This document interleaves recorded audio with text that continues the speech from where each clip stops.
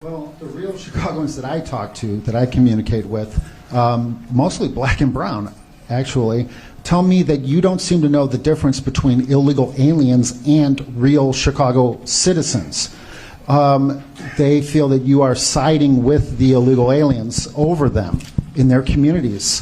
And okay. Sadly, William, let's get to the question. Let's get to the question. The real question is simply this. I don't know how to make it any more direct. An illegal alien from Nicaragua grabbed a woman on the north side last week, bashed her head into the sidewalk, knocked her unconscious, and raped her. If that had been your wife, Stacey. Okay, all right, we're not going to answer it. Thank you. Thanks, William. All right. Would you want ICE to deport her? All right. Let's move on. Yes or no? Let's move on. Answer the question as a man, not as mayor, but as a man. Would you want Thank you. to deport that rapist? All right. Tamon? Okay. Mayor. That's the answer. That's the answer for real Chicago. What's going on, everybody? Thank you all for joining me today. If you haven't already, please make sure you hit the like button, subscribe to the channel if you're new to the channel, and most importantly, please make sure that you are following me on Telegram at TD Media Group to help circumvent social media censorship and shadow banning. With the introduction out of the way, let's get into today's news. And today, yes, we are headed back to the People's Republic of Chicago again. And I want to move on. Trust me when I tell you, I desperately want to move on, and I want to speak about all the Antifa madness that's going on in Portland. But to be quite honest with you, Chicago at this point is significantly worse than Portland. It truly is, with the amount of news and information concerning direct attack on ICE agents that occur on a pretty much daily basis at this point. And things have grown worse. As I discussed in a video that I released earlier, Kristi Noem talked about how there was a bounty put on ICE agents' head, $2,000 for their capture and $10,000 to remove them from the face of this earth. Well, we know precisely who they were after, and they were after our man right here, Border Patrol Commander Gregory Bovino. We are all familiar with him for the most part, or the majority of us should be familiar with him. He's basically, whenever there's a new ICE operation that unfolds in any particular city, he's the first one on the ground leading the charge, right? He's pretty much the face of all of these ICE operations that's happening on the ground throughout the country. And this is who they were after. A Latin King gang leader working alongside with the cartel. They put a hit out specifically on him. And that gang leader with the Latin Kings, he was captured, he was arrested, and he was charged. So let's get into that clip first to unpack this specific story concerning the hit that was placed on Gregory Bovino's life. Good morning, gang. Let me start you out with a story we broke for you yesterday that a bounty was put on the head of the commander of the Border Patrol out here, Chief Gregory Bovino. Federal prosecutors, I should say, released yesterday that they had arrested one suspect. They described him as a ranking member of the Latin King street gang. His name is Juan Espinoza Martinez, alleging that he solicited the murder of Bovino. Part of the evidence, a Snapchat message offering $2,000 for information about Bovino, $10,000 to, quote, take him down. Here's Chief Bovino last night. It's a war zone out there. Secretary Noem mentioned a bounty on the heads of federal agents, that $2,000 to kidnap, $10,000 to kill senior Border Patrol officials and senior ICE officials here in Chicago. That's something out of a third world country. Is this America? So we do need to get to the bottom of that. And I do believe that we'll get some more clarity on what happened there with the response. It is very safe to say that we have approached, if not fully entered, to many respects, third world status. When you have situations like this occurring, and then you have the governor of Illinois, JB Fred Flintstone, and you also have the emperor of the People's Republic of Chicago, Brandon Johnson, when you have them running cover for these individuals, and they run cover for them, not simply by Illinois being a sanctuary state and Chicago being a sanctuary city, but by outright denying that this stuff is going on. When you have leaders of the state and city running cover for these people directly or indirectly, it makes it a lot easier for these guys to exist when they shouldn't. We should live in a country, regardless of whether you're a Democrat or Republican, where people like this are rooted out, and where the federal government, along with state, local officials, can work together to get rid of menaces like this. But instead, these DNC lunatics work to keep these guys protected.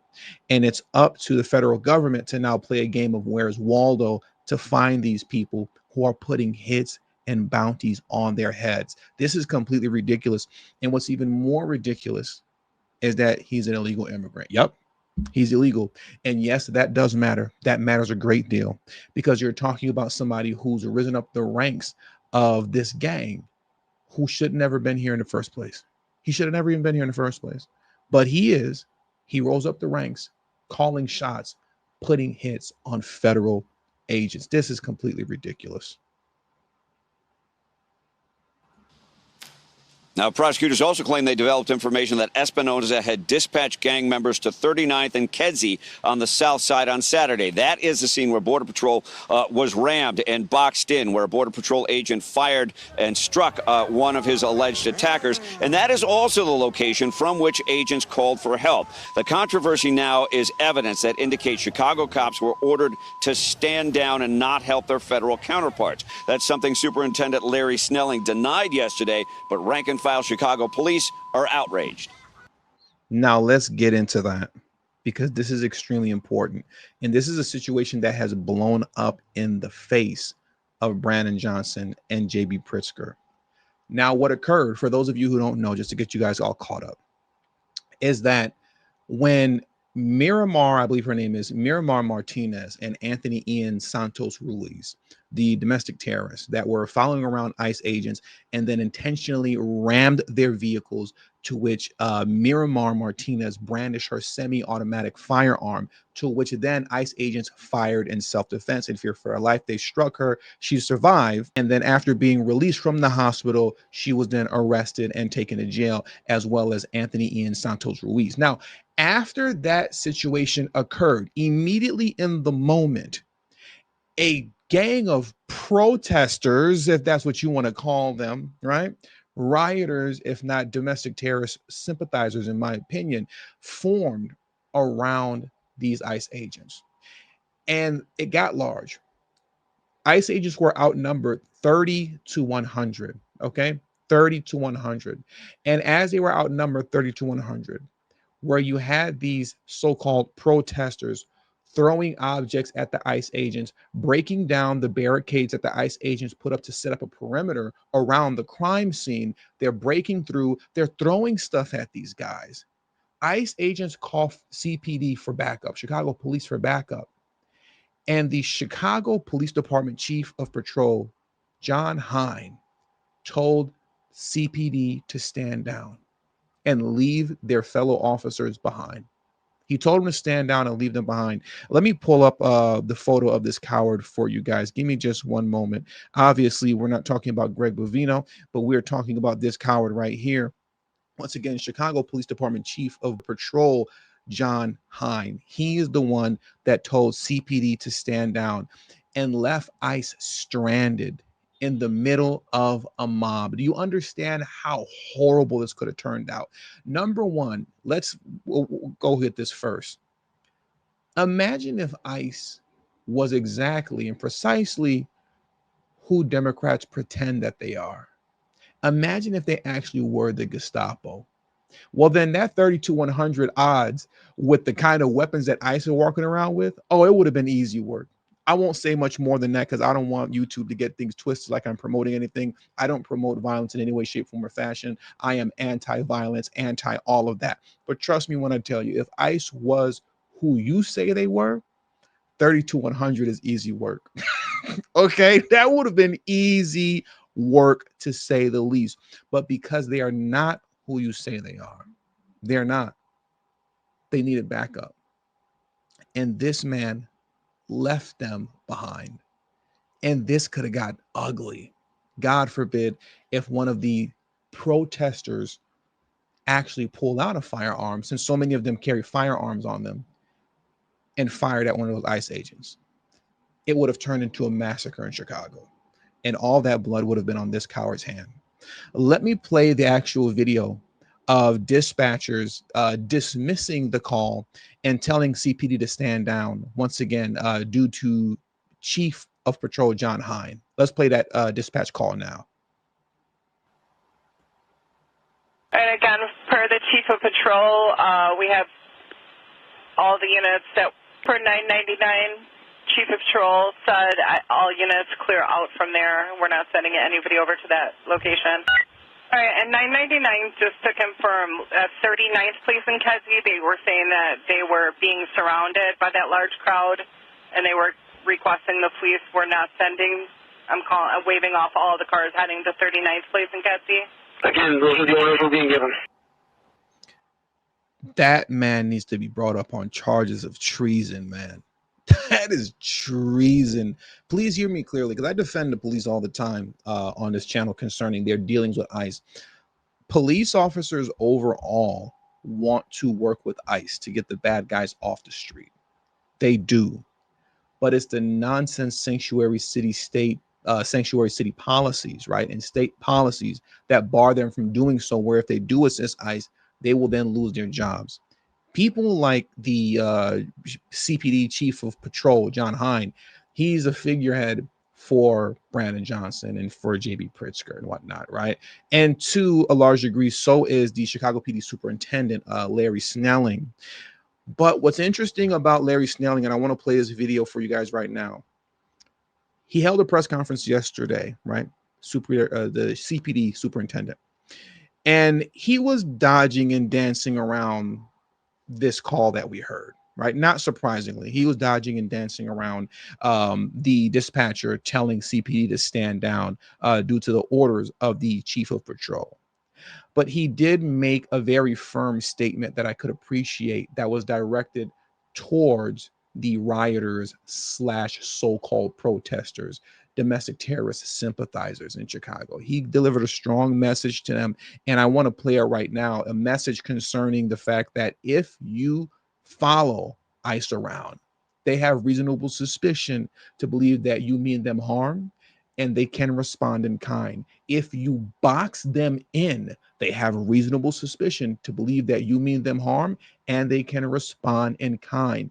And if you ram into their vehicles intentionally, that is attempted murder. That is an assault, an attack with a deadly weapon. And yes, they can legally respond in kind. When you are following around these people and trolling them and bothering them, they stand on the legal ground to handle you accordingly.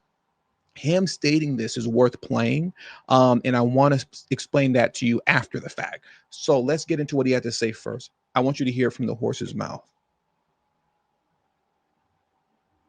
Federal agents, ICE, HSI, are officers. They are agents of law enforcement. If you box them in with vehicles, it is reasonable for them to believe that they are being ambushed and that this could end in a deadly situation. And it's reasonable for them to use force based on those conditions. Do not box in any law enforcement officer. You are breaking the law when you do that. And you are putting yourself in danger. Following law enforcement agents around. The question is why? What do you plan on doing? It's also reasonable for them to believe that you're eventually going to do harm to them. If you ram any vehicle, especially that one that contains law enforcement agents, and that's any law enforcement, local, state, federal, county, and you do this intentionally, this is considered deadly force. Deadly force is anything that can cause great bodily harm or death. When you plow into a vehicle that contains law enforcement agents, you're using deadly force. And they can use deadly force in response to stop you. I know you guys are going to call me all type of naive, and come on, man, don't fall for that. He stands with ICE. You're not going to convince me that he doesn't stand with ICE. You're not going to convince me that he doesn't stand with his local, with his brothers in arms as far as law enforcement is concerned. And the reason that I can say that confidently is because Larry Snelling did not have to say this. He did not have to give that speech, right, in the middle of his press conference where he's directing that message specifically to these rioters, so-called protesters. He did not have to do that, especially in the face of every local official from Chicago, aldermen and women to Brandon Johnson, the mayor, to the governor, J.B. Pritzker. I was going to say Fred Flintstone, but I'll say his name right this one time, to the governor, Fred Flintstone. They are all either denying this stuff is happening. You literally listen to J.B. Pritzker in a video that I played this morning say that this stuff is propaganda and it's lies and it's not really happening, right? So they're denying this stuff is occurring. They're saying this stuff is lies, despite the fact that it's all on video. Every local official in that city and state is just dismissing this stuff. But the superintendent, Larry Snelling, was brave enough to not dismiss it and to actually send a direct message to the people of Chicago. Though he didn't speak directly to the cases that are happening in a specific situation, in general, he got up here and publicly told the people, stand down, because these people are not the Gestapo. They're not Nazis. They are law enforcement, okay? They're law enforcement. And when you're riding around behind these guys doing what you're doing, ramming your vehicles into them, boxing their vehicles in, or just following behind them for minutes on end, because if I'm not mistaken, Miramar Martinez and Anthony Ian Santos Ruiz, the two that are currently, that were arrested, they were allegedly following that specific ICE vehicle that they ran into for about 30 minutes. Okay. So once again, when you're doing nonsense like this, even if you haven't done anything yet, ICE has reason to believe that you mean them harm. And they can act in kind. And in saying this also, he also gives ICE the green light to act in kind. Not saying that ICE is going to just start laying people out, because they're not. But it gives them defense, the defense they need to know that they at least have the superintendent to some degree on their side who's willing to tell the truth and stand up for them to some degree. So I can commend Larry Snelling for that. But what I can't commend is these ridiculous judges in Chicago, going back to Miramar Martinez and Anthony Ian Santos Ruiz, right? The domestic terrorists that ran into the ICE agents and then brandished weapons. Of course, they were released from jail. You should have known that was coming, right? It's ridiculous. You can't keep people in jail for anything in Chicago. It is impossible to keep people in jail in Chicago. These guys are attacking federal agents and were just released. Of course, of course. Let's get into this clip here. This is completely absurd from ABC Chicago. Look at this. My God. Judy, the judge in this case basically said that neither Miramar Martinez nor Anthony Reese pose a flight risk, and so she has ordered them freed pending their trial. Now, their cases have been jointed together in the same legal complaint, even though both were driving separate vehicles on the day in question, and according to their friends and family, they do not know each other. In court today, prosecutors described Miramar Martinez and Anthony Reese's actions as extremely dangerous and extremely reckless, saying the two had been following the Border Patrol agent's vehicle for 20 to 30 minutes before the alleged ramming took place Saturday morning, adding that the defendants weren't in the wrong place at the wrong time. The complaint filed in court alleged. I'm sorry. I want to rewind it back just a little bit. It's not that the judge is right, or the assistant U.S. attorney is right. They were not in the wrong place at the wrong time. They seemingly, allegedly, from what we were listening to earlier, looks like they were sent by the head gang leader from the Latin Kings. That's what it appears. It appears and it looks as if they were on assignment to some degree. Right? If we're going based off of what we were listening to earlier at the top of this video. And that's what's scary. wrong time. The complaint, filed in court, alleges that on October 4th, 3 Border Patrol officers acting as security detail were driving a silver Chevy Tahoe in Oak Lawn when they were aggressively pursued by what is described as a convoy of civilian vehicles. That convoy, alleges the complaint, was attempting to box them in when they were struck, first by Martinez, then moments later by Ruiz, near 39th Place in Kedzie. Martinez was shot 5 times by agents, then arrested at a repair shop a mile away, while Ruiz was arrested at a gas station nearby. I had no idea. I knew she was shot. I didn't know that she got shot 5 times. Let's let the video play. Criminal complaint, including photos of the CBP-driven vehicle, along with photos of both Martinez's and Ruiz's vehicles, with damage they say is consistent with the ramming. How many times, I've said this so many times since Trump has been in office, and I'm going to keep saying it. Democrats are ruining the lives of their constituents. They're filling their heads with fear-mongering nonsense. And this is despite the fact that it appears, in my opinion, just based off all the information that we went through, that it appears that to some degree they could have possibly been on assignment. Despite that, the only reason they're on assignment is because of the DNC foolishness that's being put in the heads of everybody's, even to the gang leader of the Latin Kings, right?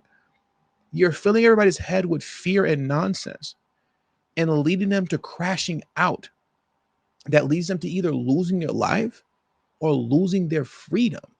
She was shot 5 times and survived. Do you know how lucky you have to be to get shot 5 times and survive? Okay? This shows you that these lunatics, they don't care about their constituents. They don't care about their voters and the people that support them, that they're supposed to be, and that they're supposedly standing up for. They only care about the power that comes by being able to dupe these people and trick them into believing that they're fighting for them. This is evil at its highest level. Let's let the rest of this video play out.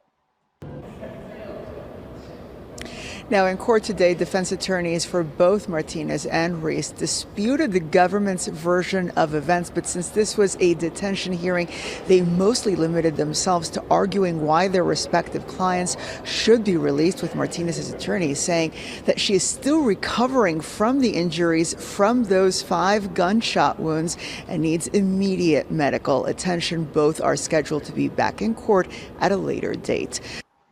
Both should be spending decades behind bars. And that's what I hope, because that would be justice. That's what they deserve. And with all that being said, that does it for today's news. So I want to thank you guys for joining me today. Please hit the like button on your way out. Subscribe to the channel if you're new to the channel. And please, it is extremely important that you follow me on Telegram at TD Media Group. The link to my Telegram will be in the description box below and pinned in the comment section as well. Thank you all for your time. Until the next video, peace and have a great afternoon.